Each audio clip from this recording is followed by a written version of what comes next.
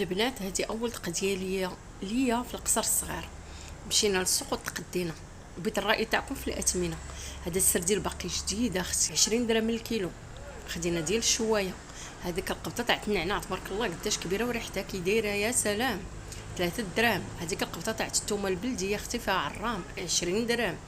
هاد الحزمه تاع الزعتر جديد، 10 دراهم. هذيك مطيشه شوفي الجوده تاعها كي دايره، 5 دراهم الكيلو. هذيك الكميه 6 دراهم. هاد القبطه تاع السلميه شوفي قداش اختي عمرها، 2 دراهم حتى هي باقي جديده. هاد القبطه تاع الازير باقي خضر اختي وباقي جديد حتى هو، 2 دراهم. اش بنقول لك، الاثمنه الصراحه جاتني انا رخيصه. هاد الحزمه تاع الفلفله الحاره ريحتها عرفتي عاطيه منين ولين، درهم اختي. هذه اول قضيه ليا هنايا القصر الصغيره البنات. يلا وردوا عليا الخبار وقولوا لي في التعاليق كيفاش جاتكم الاثمنه.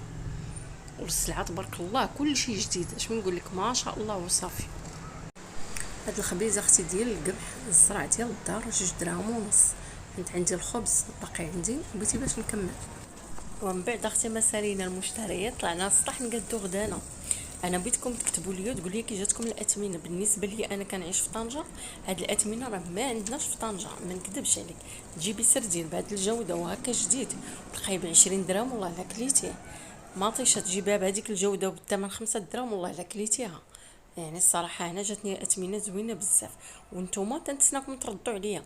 بالنسبه لهذا الغدا البنات ما تقام عندنا حتى ب 30 درهم. هنايا كاين الزعلوك لان مصايبه شاويه ودايره ليه غير القوام ديالو، وعاود شحرته في المقله كيجي لذيذ كيهبل. تما التكتوكه ماطيشه وفلفله اللي غنيه عن التعريف، حتى هي تجي لذيذه بزاف ومحمضه، مع الزيتون وعصير باقي في الثلاجه.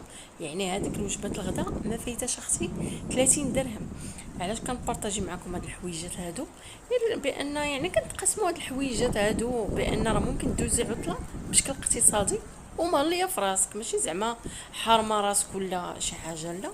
مع هذا المنظر اللي كيهبل، انا كتحمقني هاد الطراسه هذه اللي في هذا الدار. الصراحه لافونتاج تاع الدار اللي قريبه للبحر هي انك تشديها تكون تتشوف على البحر.